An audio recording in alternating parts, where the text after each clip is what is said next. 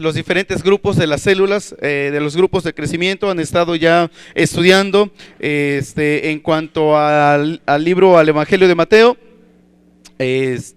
Si alguien todavía no se ha integrado a una célula, por favor revise en aquel lado de la pared, ahí debe estar su nombre, y debe estar la dirección de la célula en donde les corresponde. No lo olviden para que entre semana puedan estar reuniéndose. ¿Cómo les va a los grupos de crecimiento? ¿Se han reunido? ¿Sí? ¿Cómo ha estado el convivio? ¿Hay asistencia? Qué bueno. Qué bueno, pues gracias a Dios por eso entonces. Pues vamos a comenzar, hermanos, ya el tiempo de la enseñanza. Bienvenido, hermano Laureano, ese es tu nombre, ¿verdad?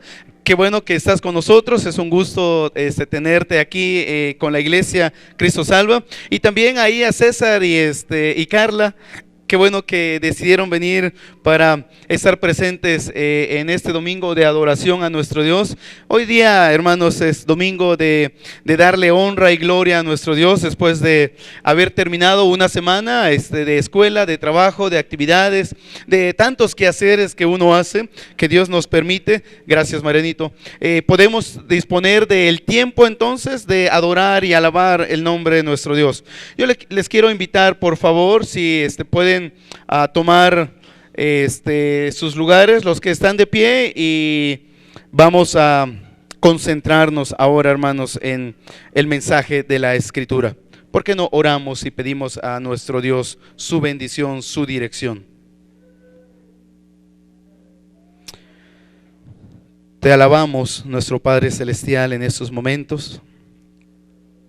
Bendecimos tu nombre y rogamos que en este tiempo de abrir tu palabra, la Santa Biblia, tú nos enseñes, que des a cada corazón conforme a la necesidad, que tu palabra, Señor, nos redarguya, nos corrija, nos instruya, nos capacite de tal manera que cada uno de nosotros podamos ser perfeccionados para buena obra. Muchas gracias, Padre, por tu presencia con nosotros, y oramos que tu Espíritu Santo pueda alumbrar nuestro entendimiento, que tengamos discernimiento espiritual, Dios, y rogamos, Padre, esto en el nombre de Jesús. Amén. Sin duda que el lector del Evangelio de Mateo, ya muchos de ustedes han estado leyendo Mateo, recibe una fuerte impresión de la soberanía de Dios, la manera como Dios trabaja para proteger, para controlar, para proveer el cuidado que Jesús, el bebé, aquel niño naciendo en Belén de Judea, fuese cuidado por Dios.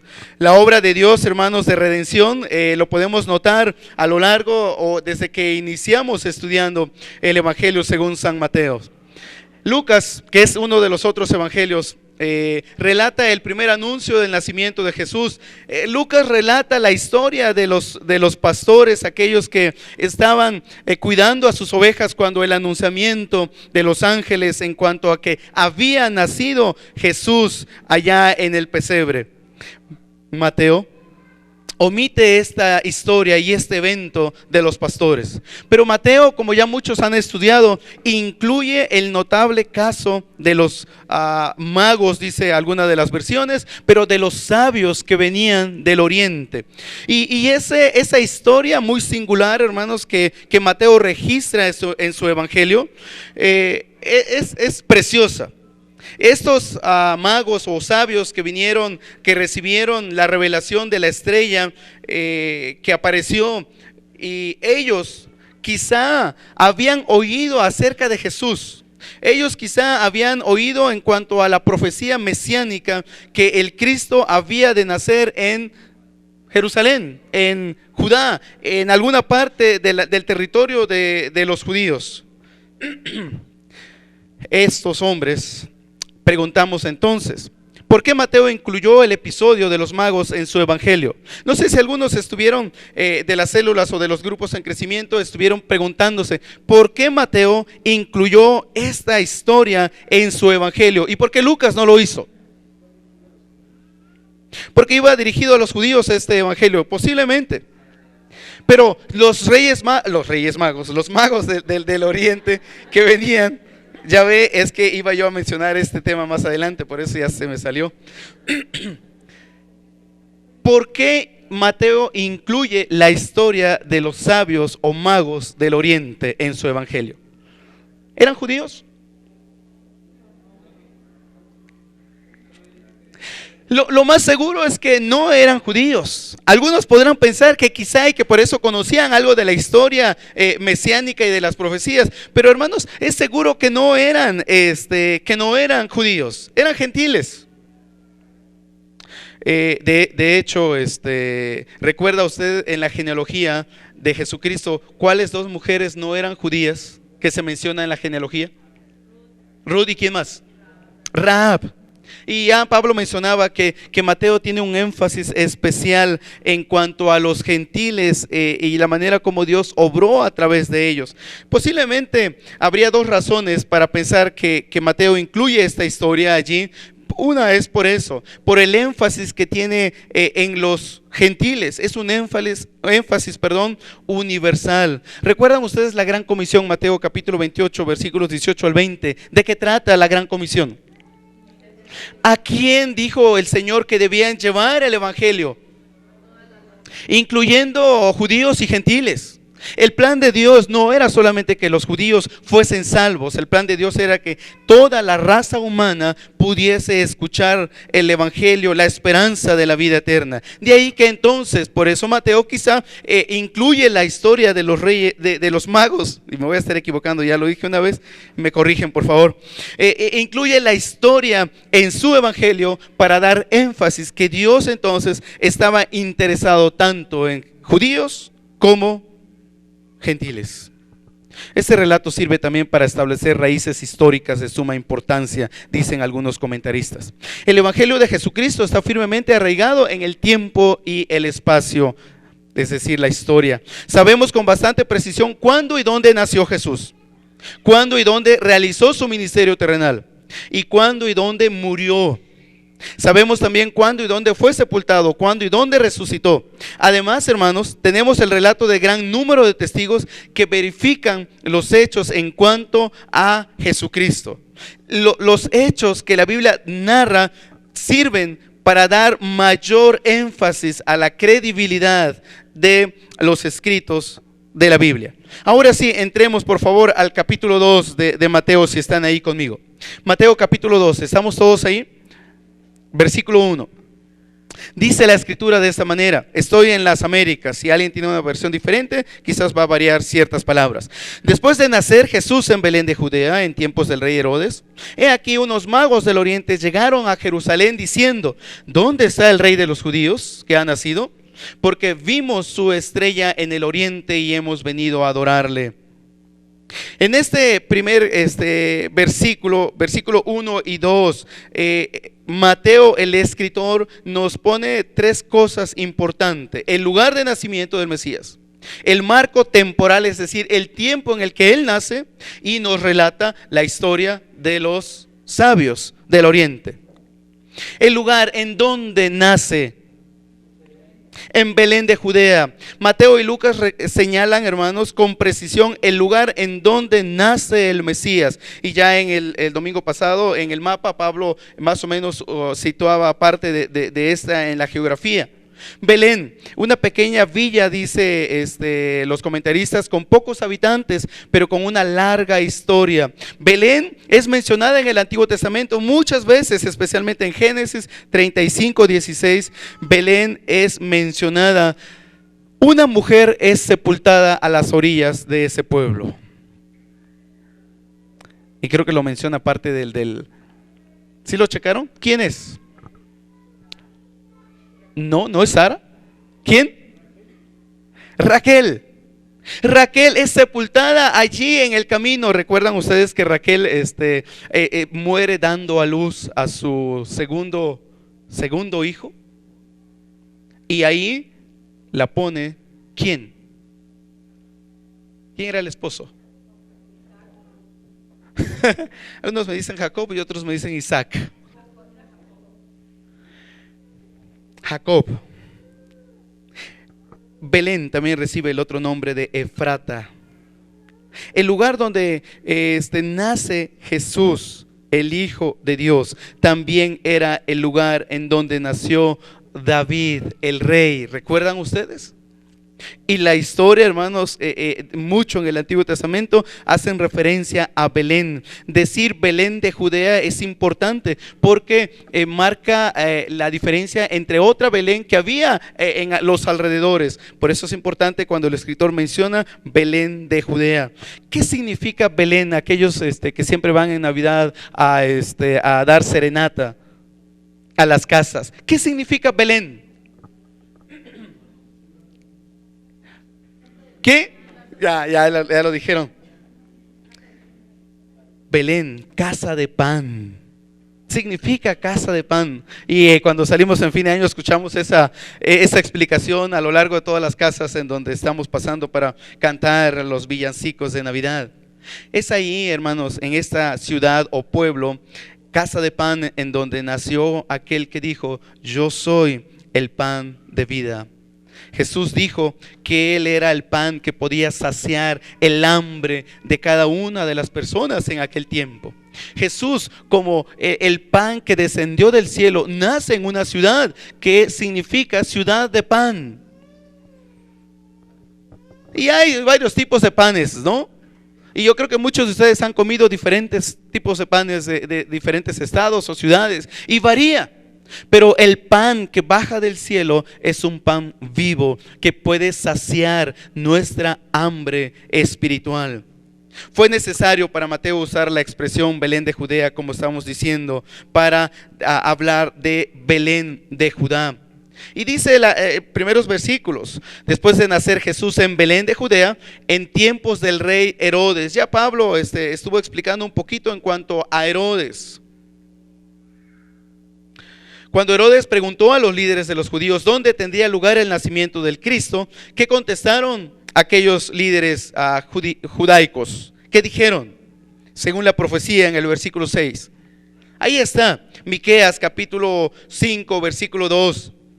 Y tú, Belén, tierra de Judá, de ningún modo eres la más pequeña entre los príncipes de Judá, porque de ti saldrá un gobernante que pastoreará a mi pueblo Israel. El marco temporal, es decir, la historia, en relación a la historia, ¿quién gobernaba en aquel territorio subyugado por romanos, pero que los romanos habían puesto como un rey allí en Israel? Herodes.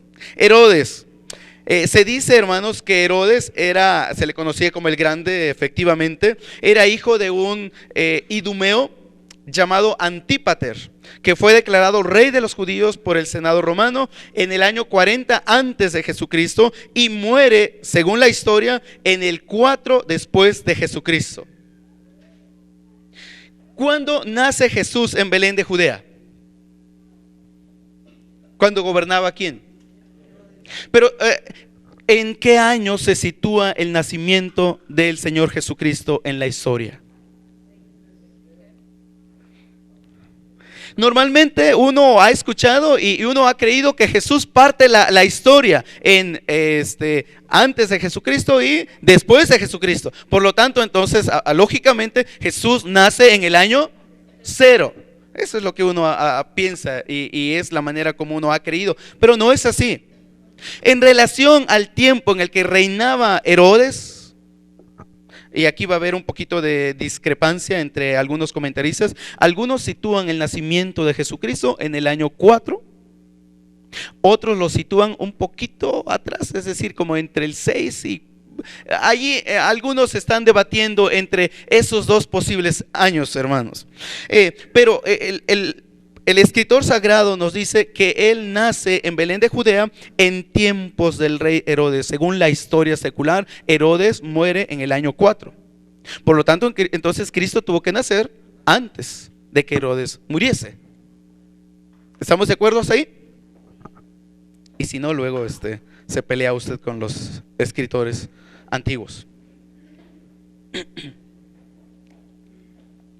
La pregunta que surge, hermanos, es ¿por qué buscar ¿por qué los sabios que venían del oriente llegan a Jerusalén, a Judá, al territorio de Judá, y buscan al rey en el palacio? ¿Por qué buscarlo en un palacio? Es normal, ¿verdad? Era lógico. Venían para buscar al rey que había nacido. ¿En dónde se suponía que debía nacer el rey? En un palacio. Pero no estaba en un palacio. Herodes, déjenme hacerles mención y recordar algunas cosas en cuanto al rey Herodes. Era un hábil gobernante. Reedificó el templo de los judíos en Jerusalén para congraciarse con el pueblo. Era un hombre de grandes ambiciones. Ya se ha enseñado que este hombre acumuló fortunas, gastó generosamente en fiestas, en regalos. Por otro lado, también era celoso y extremadamente cruel. No toleraba rivales.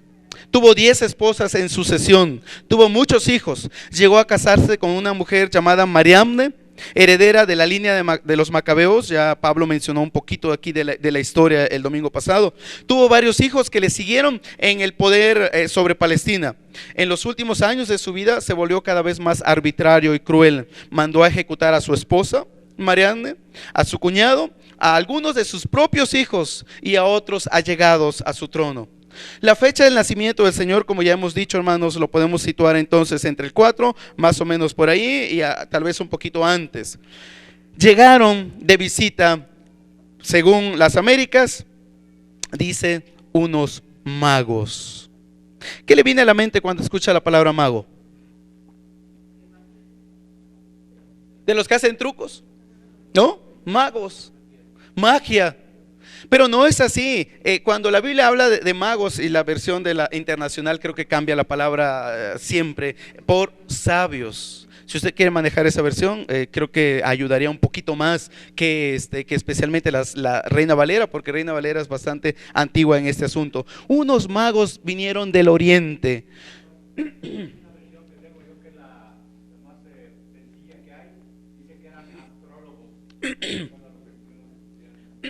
Directamente ya la versión los nombra así. Sí, Marenito, ese sería a lo que ellos se dedicaban.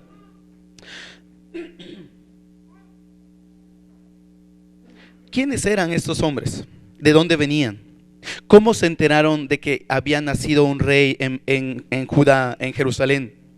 Las especulaciones en cuanto a estos temas, hermanos, aumentan y crecen cada vez más, y ahorita vamos a mencionar. Pero el texto bíblico no dice mucho en cuanto a ellos, solamente que eran sabios. La tradición les agregó nombres. Eran 3, cuando la Biblia ni menciona que eran 3. Les aumentó que eran reyes, así es.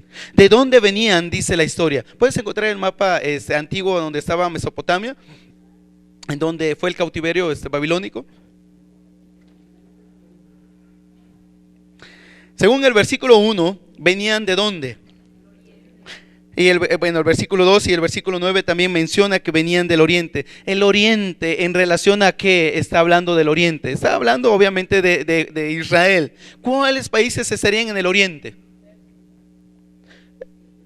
Persia, sí, Persia. ¿Qué otros países hay en el oriente?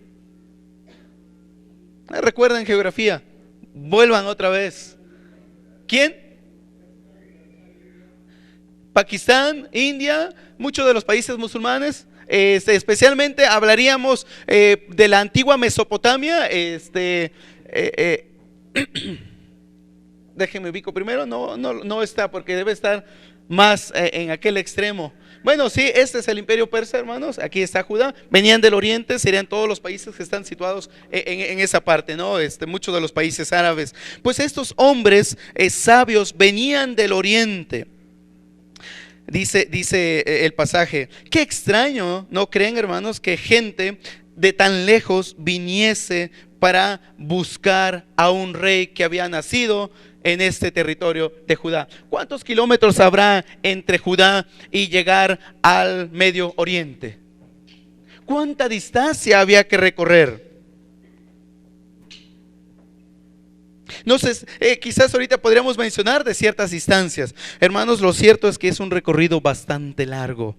¿Cuál era el medio de transporte para estos sabios, esta gente?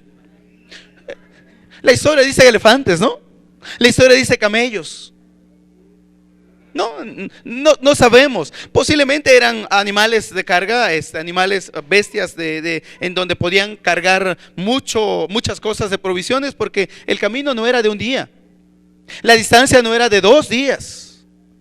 Atravesar el desierto era un camino bastante largo. Puede imaginarse estar arriba trepado en el lomo de un animal por días y días. Pero estos hombres no eran devotos del Dios de los judíos. No sé, posiblemente. Pero ¿qué es la razón que los mueve a ellos a hacer un viaje tan largo para llegar a Judá y estar buscando al rey que había nacido? ¿Qué les mueve a estos hombres? ¿Qué les impulsa, hermanos, a estos hombres que la historia les denomina como Gaspar, Melchor y Baltasar? Pero eso no es cierto, ¿eh?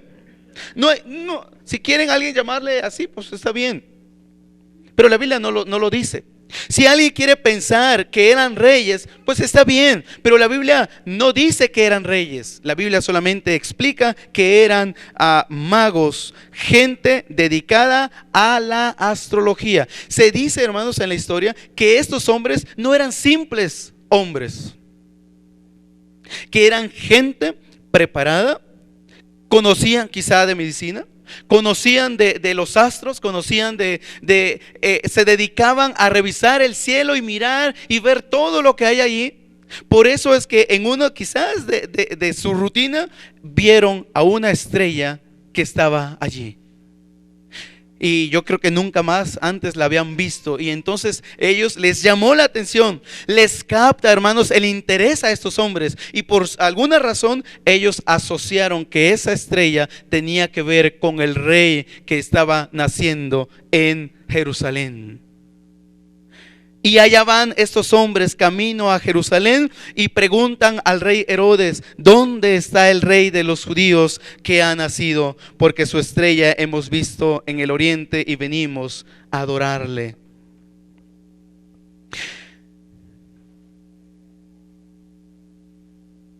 Tiene congruencia la historia. ¿Quiénes se suponen que debían dar bienvenida al rey que estaba naciendo en Belén de Judea?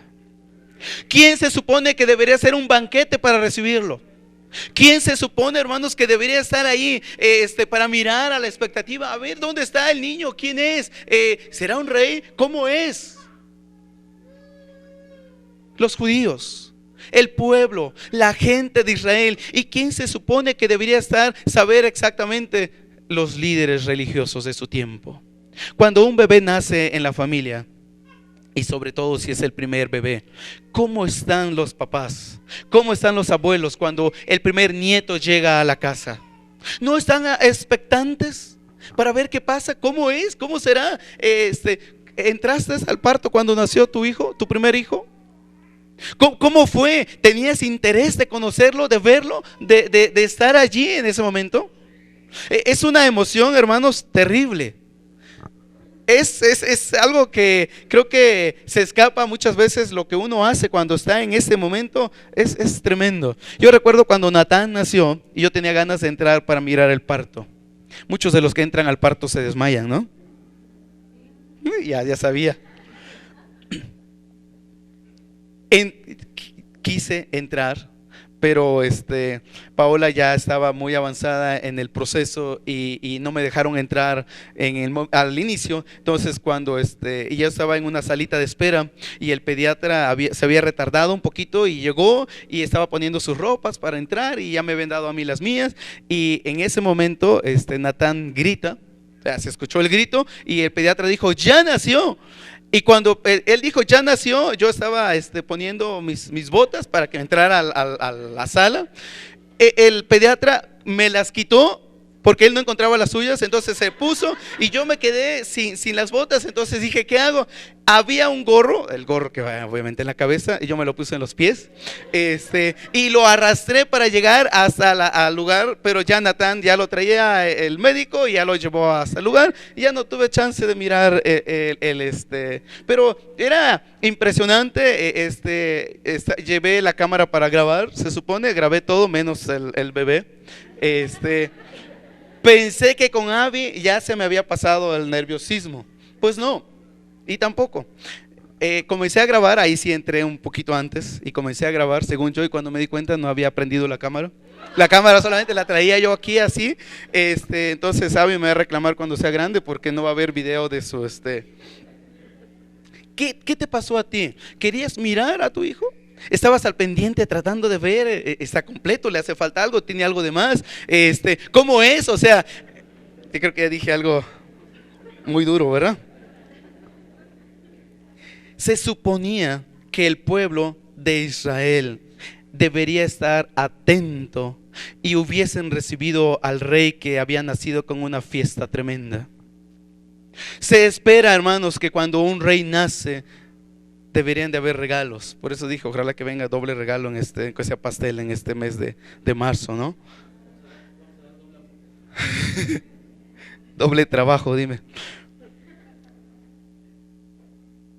El rey estaba naciendo solo en un pesebre. Mientras la gente de alcurnia, mientras la gente respetada estaba en el palacio. Y el rey naciendo en un lugar tan humilde, lo describe Lucas. ¿Dónde está el rey que ha nacido? ¿Qué era lo que querían hacer estos hombres que venían de lejos con el rey que había nacido? Recorrer una gran distancia, ¿para qué? Eran gente que no eran judíos, es muy seguro. ¿Por qué querían adorar a un rey en un lugar tan lejos y tan remoto? Es interesante notar que estos hombres, hermanos, dejaron su casa, quizás su palacio si tendrían uno, si eran gente rica y acomodada, dejar su familia, dejar todo lo que ellos tenían y agarrar el desierto e ir a la tierra de Judá y caminar una gran distancia para ir y adorar a un rey que ni siquiera sabían si era real o no. Pero ellos, impulsados, fueron y llegaron y tenían un objetivo en la mente: venir y adorar al niño que había nacido. Adorarle. No iban por simple curiosidad. No iban nada más para satisfacer su morbo, para ver el rey que ha nacido y que la estrella. Ellos llevaban un propósito en la mente, estos hombres, que era adoración. Hoy día tú y yo tenemos la oportunidad de adorar a Dios y adorar al rey. Cuando tú vienes a la iglesia, cuando tú te levantas, ¿cuál es tu objetivo en cuanto a la adoración a Dios? Porque vienes a la iglesia para mirar qué ropa trajo fulanito hoy, para ver si se planchó o no se planchó, para ver si se bañó o no se bañó, si alguien se peinó o viene todavía con el gallo ahí en la... voy a revisarme a ver si no. ¿Cuál es el propósito por lo cual vienes tú a la iglesia? Y quizás es simple recorrer unos cuantos kilómetros. Y yo creo que los más lejos, el hermano que viene de Tejeda, le queda algo de retirado, ¿no? El puerto sin playa también está retirado para acá. Pero estos hombres recorrieron kilómetros y kilómetros y kilómetros de distancia para venir con un propósito en la mente: adoración. ¿Qué estás dejando tú por adorar a Dios, aquel que se lo merece? ¿Qué estás dispuesto a dejar? ¿Qué estás dispuesto a renunciar con tal de que se cumpla el propósito de adorar a aquel que lo merece todo? Dios utilizó el medio, hermanos, más familiar para estos sabios, para comunicarles el evento en cuanto al nacimiento del Mesías, del rey que había nacido, y era la estrella que habían visto. Dice, porque su estrella hemos visto. ¿En dónde vieron la estrella? En el oriente, y hemos venido a adorarle. Versículos 3 al 6. Dice: cuando lo oyó el rey Herodes, se turbó y toda Jerusalén con él. Entonces, reuniendo a todos los principales sacerdotes y escribas del pueblo, indagó de ellos dónde había de nacer el Cristo, y ellos le dijeron: Pues en Belén de Judea, porque así está escrito por el profeta cuando Miqueas, yo les mencioné que era la profecía de Miqueas. Sin duda, estos sencillos extranjeros esperaban que hubiese toda una gran pachanga para recibir al rey. Y cuando ellos van entrando a Jerusalén, ellos quizás tratan de mirar a ver en dónde está el tumulto, dónde están los cohetes, ¿no? Dónde están las bombas, dónde está el adorno, dónde está la fiesta. Y van entrando estos hombres y no encuentran nada y llegan al rey para preguntar: ¿dónde está el rey que ha nacido? Lejos estaban de pensar, hermanos, que el primer anuncio de su nacimiento no iba a venir del pueblo judío, sino que venía de ellos, porque ellos llegaban con la noticia de que el rey ha nacido. Herodes dijo: ¿acaso hay un rey que ha nacido? ¿Dónde está el rey que ha nacido? Hoy día, hermanos, mientras que algunos están tan preocupados en la adoración y preocupados para llegar y adorar a Dios, otros tantos estamos metidos en otras cosas, menos en la adoración. Otros tantos más metidos en los negocios, metidos en los pasatiempos, metidos en el trabajo, metidos en tantas cosas, pero menos preocupados de la adoración a Dios. Estos hombres sabios venían preocupados de adorar al rey que había nacido. El pueblo judío, ellos estaban en otras cosas, menos en lo que deberían estar, que era en la adoración al Señor. La noticia de estos hombres, hermanos, vino a trastornar y a causar un lamento y un lloro terrible, dice la Escritura, especialmente en el pueblo de Belén de Judea. Habíamos comentado que Herodes estaba en el trono respaldado por el Imperio Romano. Literalmente, cuando dice que fue turbado Herodes, fue agitado, sacudido por la noticia. Y inmediatamente comenzó a pensar en cómo deshacerse de su rival. Herodes era un experto para deshacerse de la gente que estaba siendo un posible rival, ¿no? Pero no solamente Herodes, sino el pueblo entero de los judíos que esperaban al Mesías, dice que fueron turbados. Toda Jerusalén. Probablemente significa, hermanos, que el pueblo temía una nueva erupción de violencia.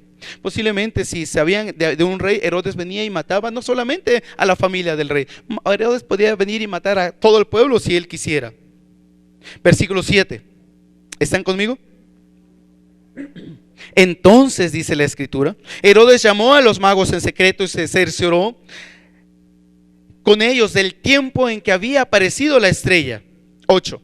Y enviándolos a Belén dijo: id y buscad con diligencia al niño, y cuando lo encontréis avisadme, para que también yo vaya y le adore. Herodes tenía intenciones de adorar al nuevo rey. Su intención era de darle muerte al nuevo rey. Lo había hecho, hermanos, con tantos en el pasado que no tenían ningún problema de hacerlo con el nuevo rey. Se dice, hermanos, que las personas que matan, gran cantidad de ellos tienen problemas mentales. Es decir, matan una vez a uno y el día de mañana pueden matar dos, y el día pasado mañana pueden matar tres, y el cerebro se va programando de una forma en que ya no sienten remordimiento. Y ese es el problema con Herodes, este rey tan ambicioso, tan egoísta. Él estaba tratando y buscaba por todos los medios indagar en cuanto al nuevo rey que había llegado. Herodes quiere disfrazar su maldad con piedad, ¿o no? Vayan, búsquenlo, y después que lo encuentren me avisan para que yo también vaya y lo adore. Sí, como no, chuchis, dicen algunos, ¿no? Pero, hermanos, el hombre puede hacer o llegar hasta donde Dios le permita en tu vida o en mi vida. Alguien puede tocar tu vida, sí. Puede pasar algo con tu vida, sí. Pero no más de lo que Dios permite en tu vida. Platicaba, hermanos, con una señora que ha sufrido increíble desde niña. Muchos abusos, muchos problemas. Y está la pregunta: ¿y dónde está Dios? cuando yo sufro? ¿Dónde está Dios cuando las cosas difíciles vienen a tocar tu puerta y tu vida? Ahí está este hombre que Martín compartía de su amigo, un hombre que era de profesión contador, muy sano el hombre, 2-3 meses nada más con el problema de cáncer en el cerebro y ahorita ya no está más en la tierra. Así es nuestra vida. Muchas veces, hermanos, vienen cosas y pueden tocar tu vida, pero lo que me gusta mucho en la historia y que Dios está al cuidado, como decíamos, la soberanía de Dios, Dios está cuidando a su Hijo. Pregunto, ¿qué Jesucristo no se podía defender del rey Herodes? ¿Por qué ocurre toda la historia que a continuación vamos a mirar? Versículo 9 decíamos: y habiendo oído al rey, los magos, los sabios, se fueron, y he aquí la estrella que habían visto en el oriente iba delante de ellos, hasta que llegó y se detuvo sobre el lugar donde estaba el niño. Pregunto, hermanos, ¿que acaso la estrella no pudo haberse dirigido sin necesidad de llegar al palacio de Herodes, que los hubiera llevado directamente a la casa en donde estaba el niño, el rey que había nacido? ¿Qué piensan? Sí, pero por algo Dios permite que estos sabios llegasen a Herodes para preguntarle. A Herodes, hermanos, para sacarlo de sus casillas, para decirle, ¿dónde está el rey? No, esa noticia para Herodes, como ya hemos leído, fue como una cubeta de agua fría encima de su cuerpo. ¿Dónde está? Y aquí dice que llegó y se detuvo sobre el lugar donde estaba el niño. Generalmente, ¿cómo pintan a Jesús cuando llegan a visitarlo los sabios del oriente? Esa es la fotografía que está en todas partes. Y Jesús no era un recién nacido cuando llegan a visitarlo estos hombres. Por algunas razones, especialmente la Biblia dice que era un niño, no un bebé. Pero también la estrella aparece en el oriente cuando Jesús nace en Belén. Por lo tanto, ¿cuánto tiempo pudieron recorrer estos hombres desde el oriente para venir y adorarle allí en Judá? ¿Semanas? ¿Un viaje largo? Posiblemente meses. Por lo tanto, entonces ya Jesús y los papás no estaban en el pesebre, sino que ya estaban en una casa. Sin duda, hermanos, ya vivían en una casa. ¿Cómo me gustaría leer que los principales religiosos, hermanos, salieron corriendo para ver al rey que había nacido? ¿Lo comenta Mateo? Dice nada más que le dijeron, nació ya en Belén, así dice la profecía. Vayan si quieren ustedes, ¿no? Nosotros mientras nos quedamos aquí. Yo esperaría que el escritor dijera, y estos principales religiosos fueron primero y fueron a buscarlo y fueron a conocerlo, pero dice, no hicieron nada. ¿No se supone que eran los primeros interesados? Pues debería de ser. Asegúrate tú, cuando se trata de adoración al Señor, que tú tienes la actitud correcta y no indiferente en cuanto a la adoración.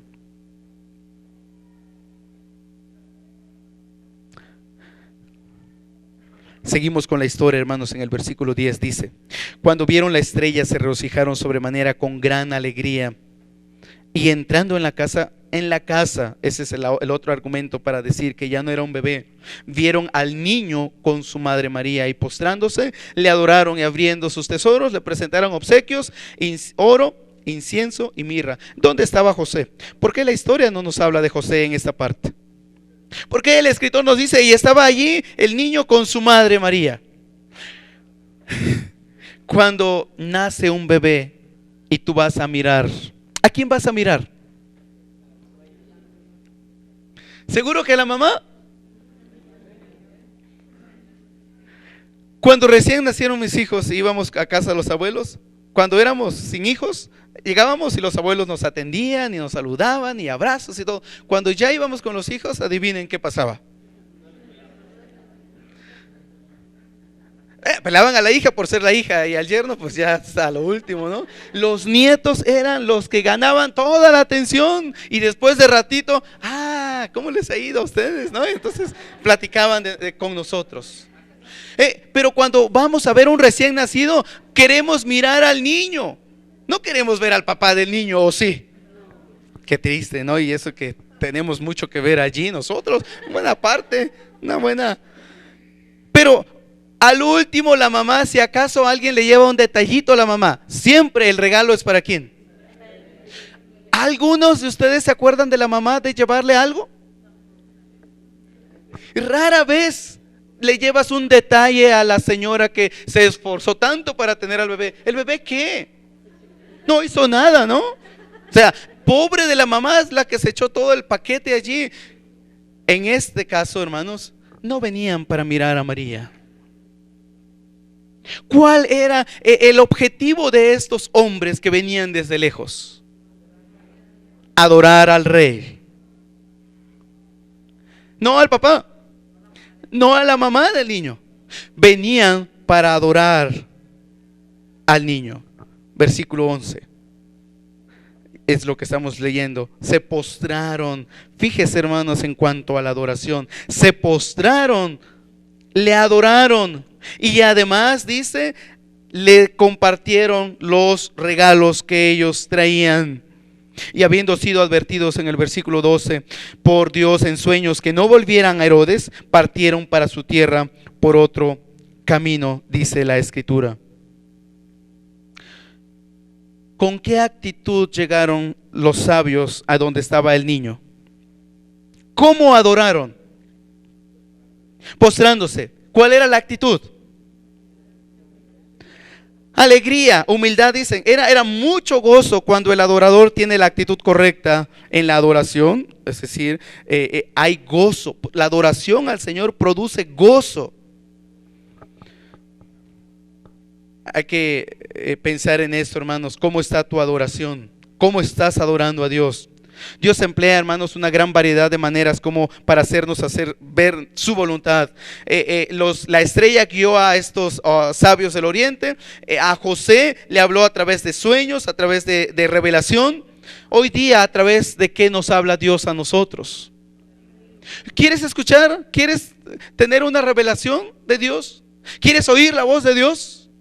¿Quisieras mirar a Dios? Y saber, alguien comentaba que sería muy bonito, ¿no?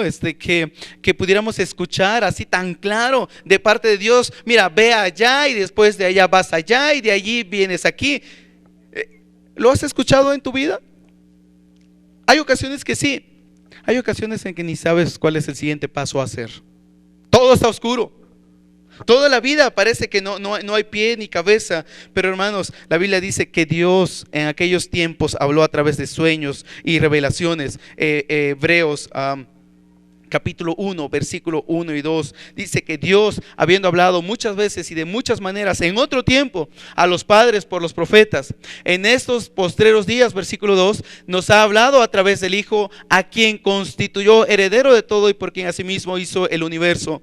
Hoy día, en el tiempo de la dispensación, hermanos, especialmente cuando escribe el escritor de los Hebreos, Jesús es la revelación de Dios. Hoy día nosotros tenemos la Biblia, tenemos al Espíritu Santo. No necesitamos oír revelación de Dios y palabra profética de Dios, porque ya está allí. Escuchaba de una señora que dice que ella sintió que Dios le dijo que debía comunicar un mensaje a otra persona. Y le dijo algo en quién sabe qué idioma. Y por ahí otra persona se levantó y le dijo: hombre, Dios dice que Él está contigo. Y yo le pregunté: ¿y qué de nuevo es eso?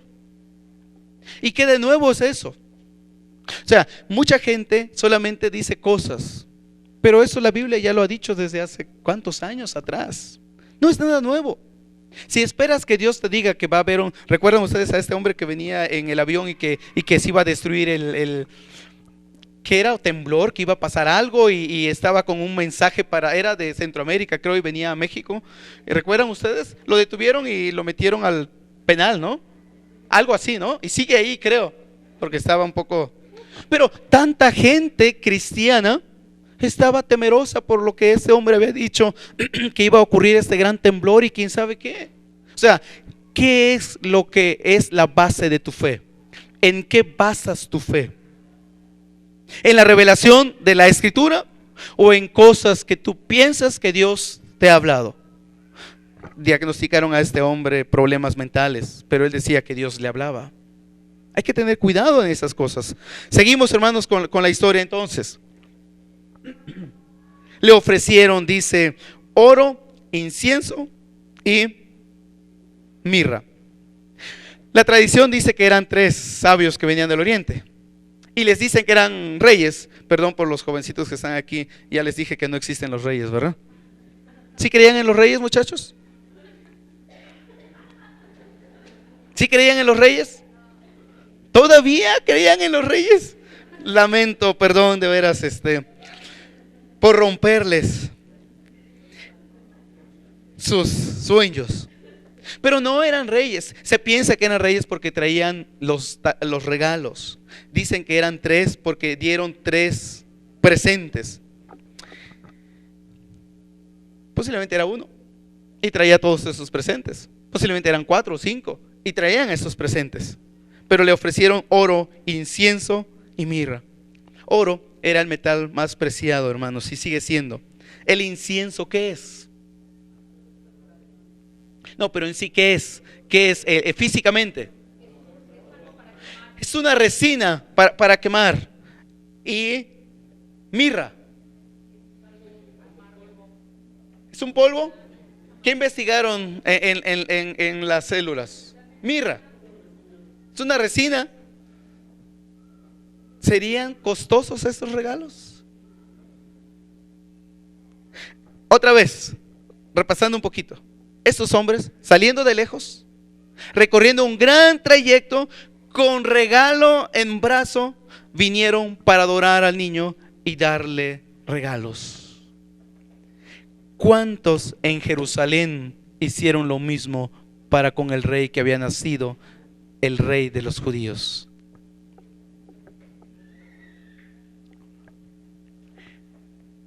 Es triste que casi siempre, hermanos, se dice que las personas a quien se les perdona más aman. ¿Cuánto estás mostrando tu amor tú a Dios? ¿De qué manera estás mostrando tu amor? ¿Qué estás dispuesto a dar? Ellos dieron de las cosas más preciadas que tenían. ¿Qué estás dando tú? ¿Qué estás ofreciendo a Dios tú? Lo voy a decir, y perdón por la palabra. El miserable tiempo que ofreces. Y yo podría decir muchas cosas, hermanos, pero y eso es para mí también. ¿Cuánto yo estoy dando? ¿Estoy dando el 100% a Dios? ¿Me estoy esforzando para darle a Dios lo que Él se merece? ¿O hay una gran distancia entre lo que deberías hacer y lo que tú estás haciendo? Él es el rey, ¿no? Él merece la adoración, ¿o no? Él merece tu tiempo, ¿o no? Él merece mi vida, ¿o no es así? Él merece tu dinero, ¿o no es así? Él merece tu mente, Él merece tu corazón, Él merece, hermanos, todo lo que tú tienes y lo que yo tengo. La pregunta es, ¿se lo estamos dando? ¿O nos estamos quedando con cosas? Estos hombres lo dieron y dieron más allá todavía. Herodes quería para sí, y los sabios del oriente dieron. ¿A quién te pareces tú? ¿A los que están tratando de querer cosas para sí mismo, o de los que estamos tratando de dar cosas al rey que lo merece? ¿Qué le estás dando al rey? Terminamos, hermanos, la última parte.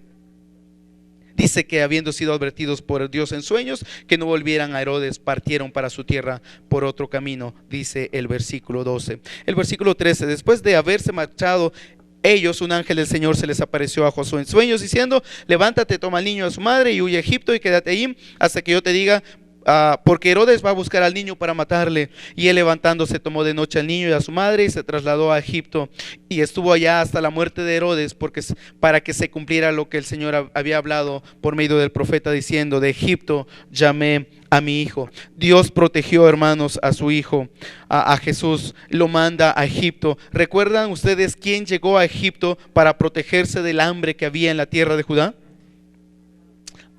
Jacob y sus hijos. Pasaron esclavos muchos años y luego Dios los saca y los lleva a la tierra. Para protección de su vida, Dios manda a su hijo a Egipto, de donde después lo trae para que ahora sí estuviese allá en Nazaret. La intervención divina para proteger a Jesús se observa, hermanos, a lo largo de esta historia. Herodes, que trataba de matar a Jesús, no lo logró hacer porque Dios estaba al pendiente de esto. Tengamos confianza que en momentos de dificultad Dios nos cuida. Tengamos confianza cuando hay problemas y hay cosas graves, hermanos, Dios nos cuida.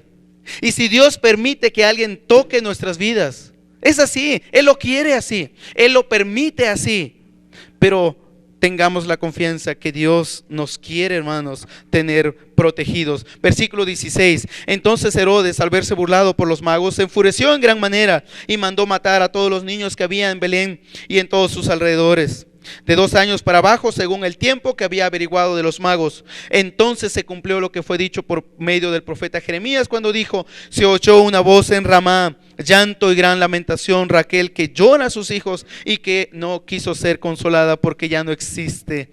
¿Cuántos hijos murieron en Belén de Judea a manos del rey Herodes? Se dice que Belén no era un pueblo muy grande, era un pueblo pequeño. Herodes, un hombre orgulloso, engreído, pensaba que tenía la vida de todos en sus manos. Dios le da una lección a este hombre: no, Herodes, tú no has sido burlado por los magos, sino que tú has sido burlado por uno mayor que los sabios del oriente. No eran los sabios. Si de ellos fueran, ellos hubieran regresado a Herodes y le hubieran contado toda la noticia. No, Dios, hermanos, se burló de Herodes, en otras palabras. Job 5:12 dice: Dios que frustra los pensamientos de los astutos para que sus manos no hagan nada. Si hay algún hombre orgulloso, engreído, que quiere salirse con la suya, Dios no lo permite si es así como Dios quiere. Dios puede frustrar los planes de cualquier hombre, mujer, joven, adulto, para que sus manos no tengan éxito. Dios puede hacer esas cosas, hermanos, y lo hizo en el caso de Jesús, al tomar esta feroz medida de matar a los niños menores de 2 años. Por eso algunos piensan que Jesús pudiese haber tenido ya en esta parte de la historia 2 años de nacimiento, pero eso es inferirlo solamente porque no lo dice la Biblia. Lo cierto es que Jesús estaría más o menos oscilando entre los meses de 2 años hacia abajo, algunos piensan entre 6, 8 meses a 2 años, que Jesús ya tendría más o menos esta edad. Herodes se mostró tal como era, tan astuto como cruel. Arrolla con más todavía para no equivocarse. Piensa que de ese modo alcanzaría a su víctima. El emperador César Augusto dijo estas palabras en cuanto a Herodes: es más seguro ser un cerdo de Herodes que ser un hijo. Imagínense, el emperador César Augusto dijo de Herodes: era más seguro ser uno de sus animales, que seguramente se las comía, que ser uno de sus hijos, porque Herodes mataba a quien estuviese enfrente, que fuese una amenaza para él. No tuvo ningún remordimiento de mandar a Belén sus soldados y comenzar a revisar las casas para agarrar a los niños menores de 2 años y matarlos enfrente de sus padres. Qué triste habrá sido aquel día cuando las madres lloraban en Belén de Judea. ¿No se supone que debería ser gritos de alegría? ¿No se supone que debería ser de fiesta porque había nacido el rey? Era al contrario, había lloro y lamentación porque los niños habían muerto. Si tú como mamá pudieras pensar como una de estas mujeres, ¿qué sentirías que tu hijo murió para que el rey viviera?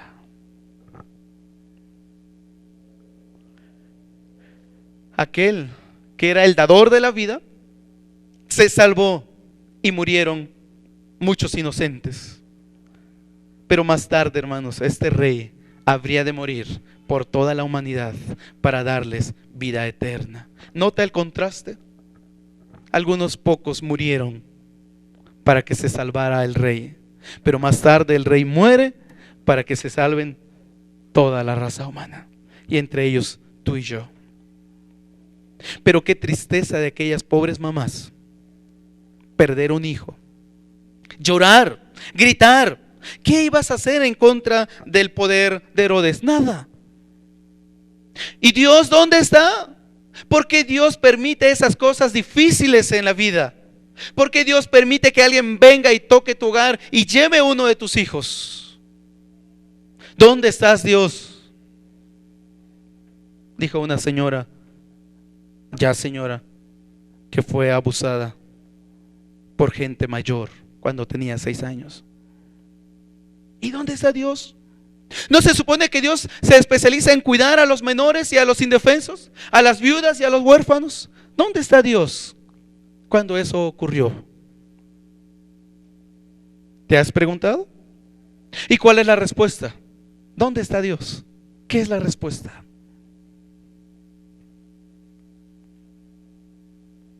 ¿En el cielo?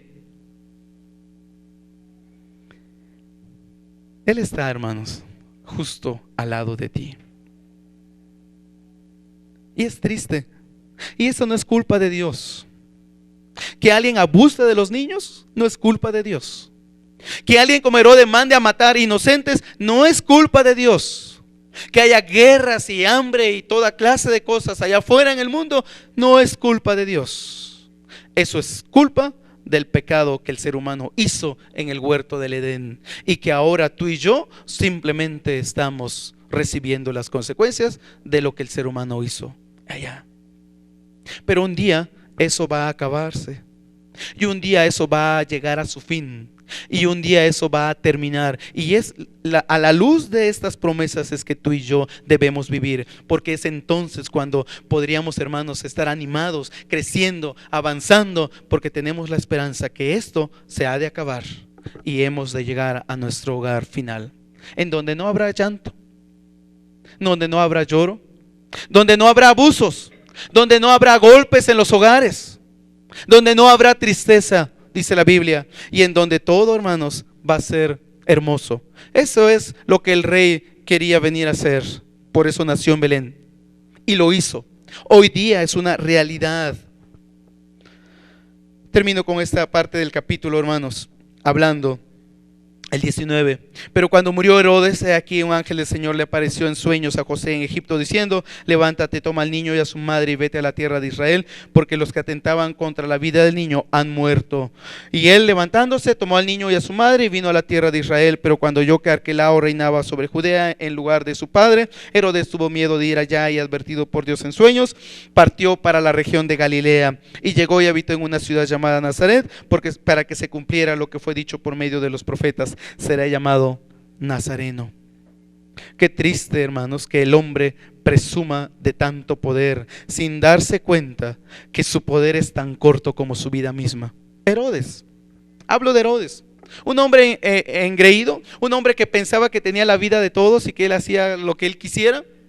Pero cuando se enfrenta con Dios, ¿quién le enseñó a quién? ¿Quién tiene el control después de todo? ¿No? José no demoró en obedecer el mandato divino. ¿Lo ven ustedes ahí?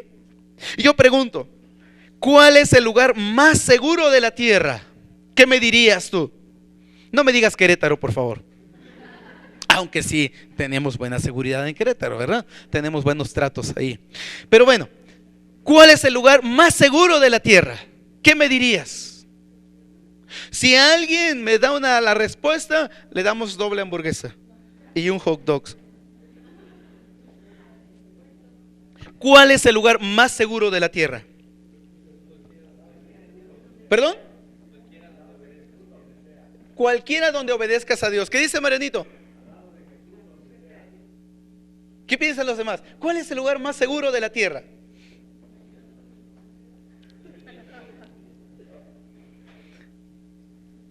El lugar más seguro de la tierra es estar en el centro de la voluntad de Dios. El lugar más seguro de la tierra es estar justo en el centro de la voluntad de Dios.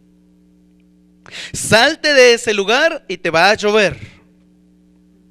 Salte de esa área de protección y te va a relampaguear, ¿no? Salte de esa área y te va a lloviznar. ¿Y con qué cosas? Pues hay un mundo de cosas, consecuencias del pecado. ¿Quieres estar protegido? Ponte en el lugar más seguro de la tierra, que es justo en la voluntad de Dios. ¿Estás ahí? ¿Tienes la seguridad de estar justo donde Dios quiere que estés? ¿Estás haciendo aquello que Dios quiere que tú hagas? Pregúntate. ¿O hay cambios en tu vida que tú tienes que hacer? Muchas veces nos quejamos. Ay Dios, ¿por qué no me bendices? Ay Dios, ¿por qué estoy enfermo? Ay Dios, ¿por qué esto? ¿Y por qué aquello? ¿Y por qué a mí? Pero pregúntate, ¿estás en el lugar más seguro de la tierra? Si no estás ahí, ahórrate las preguntas, porque ya vas a tener la respuesta. ¿O no?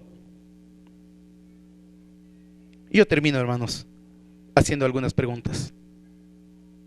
¿Estás adorando de la manera correcta? ¿Qué estás dispuesto a abandonar para llegar delante del Rey y adorarle, postrándote y ofreciendo? No digo cosas. Dios no tiene necesidad, hermanos, de cosas. María y José, incluso, que habían salido de Nazaret, llegaron a Belén por órdenes del rey, del empadronamiento que se iba a hacer. ¿Recuerdas la historia? ¿Con cuánto dinero habrán llegado a Belén? No se sabe. Ahí nació María. Después de eso se van a Egipto. ¿Cuándo regresaron a la casa para sacar la tarjeta y para el ahorrito? No, llegaron allá y de ahí, ¿a dónde los manda el Señor?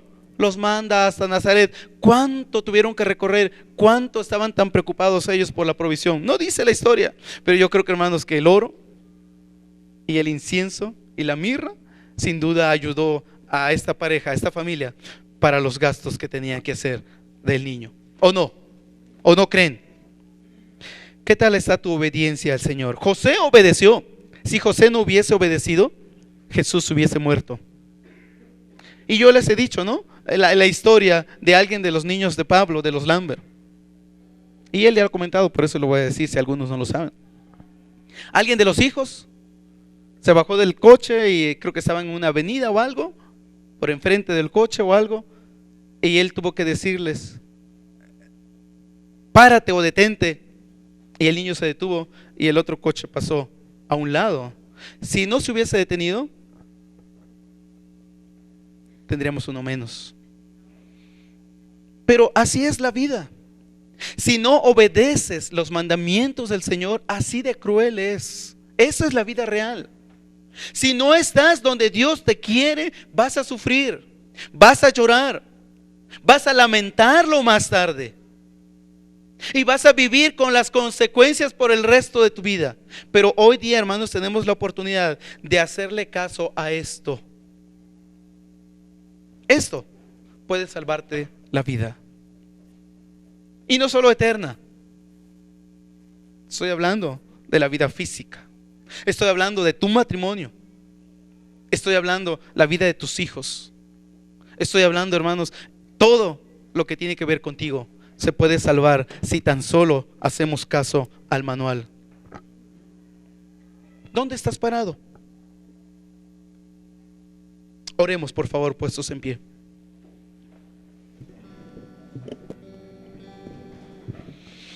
Nuestro Padre Celestial, queremos darte muchas gracias, Dios.